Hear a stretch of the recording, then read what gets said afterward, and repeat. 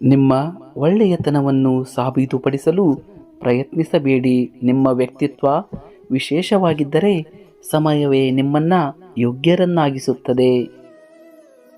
ನನ್ನಿಂದ ಏನೂ ಆಗುವುದಿಲ್ಲ ಎಂದು ಒಂಟಿಯಾಗಿ ಅಳುತ್ತಾ ಕುಳಿತರೆ ನಿನಗೆ ನೀನೇ ಶತ್ರು. ನನ್ನಿಂದ ಎಲ್ಲವೂ ಸಾಧ್ಯ ಎಂದು ನಿಂತರೆ ನಿನಗೆ ನೀನೇ ಮಿತ್ರ. ನೆನಪಿರಲಿ, ಹುಟ್ಟಿದವನು ಸಾಯಲೇಬೇಕು, ಸತ್ತವನು ಖಂಡಿತವಾಗಿಯೂ ಮತ್ತೆ ಹುಟ್ಟುತ್ತಾನೆ.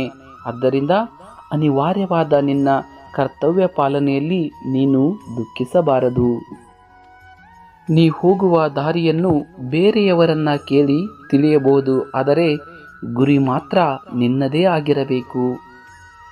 ಸಂಬಂಧಗಳಲ್ಲಿ ನಂಬಿಕೆ ಎನ್ನುವುದು ಒಂದು ಹಗ್ಗದ ರೀತಿ. ಅದು ಒಮ್ಮೆ ತುಂಡಾದರೆ ಗಂಟು ಹಾಕಬಹುದು ವಿನಃ ಮೊದಲಿನ ಹಾಗೆ ಅದು